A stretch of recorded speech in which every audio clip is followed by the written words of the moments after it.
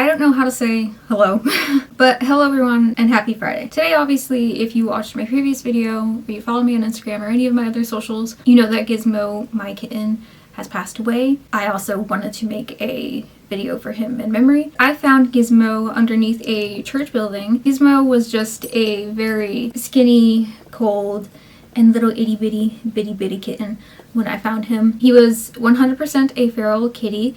I was able to trap him with a humane trap. His first day in the house was a little bit chaotic. He got underneath our house and got stuck.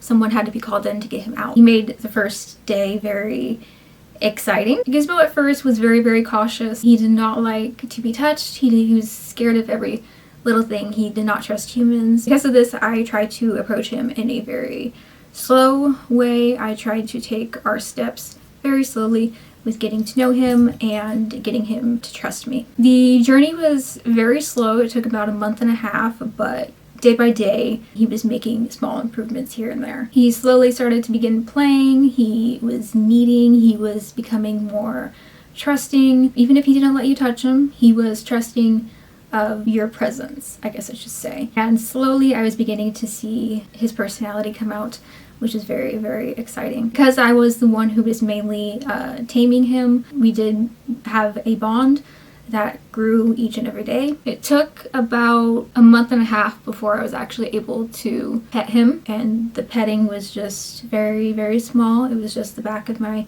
of my fingers, and once he experienced that, the next day he was up for full-on pets, and it was just amazing. And then slowly he became part of our household. He was not meant to be a permanent resident in our house. I initially was going to rehome him, but I just got really attached to him. Gizmo, little squeakers became part of our family. He was only with us for 7 months. Keep it short because if you want more of an in-depth video about it, you can go look at my previous video. I'll put it up here.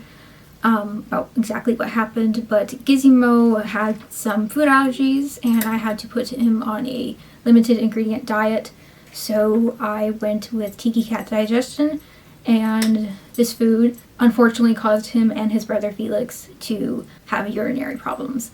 Felix did not get a full blockage, but Gizmo had a full blockage and he developed crystals.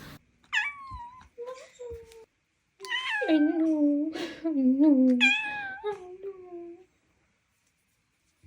In only a 2-week time period, he developed 3 blockages. And by his third, we had spent pretty much all of our money on him. Unfortunately, we had to take him in to be euthanized. I'm sorry. I tried to promise myself I wasn't going to cry. Gizmo was such a precious boy. No one wants to hear a shaky, cry voice. He was the kind of cat where you just couldn't help fall in love with. He was the sweetest boy. He had the little squeaker meow. Such a rambunctious, trusting. He loved his mice toys. He went nuts for his mice toys. And he was not like one of those cats where he would accidentally send a toy underneath the couch and not retrieve it. He would make sure he would get that toy from underneath the couch. Didn't matter how much he had to squeeze, he was getting that toy back.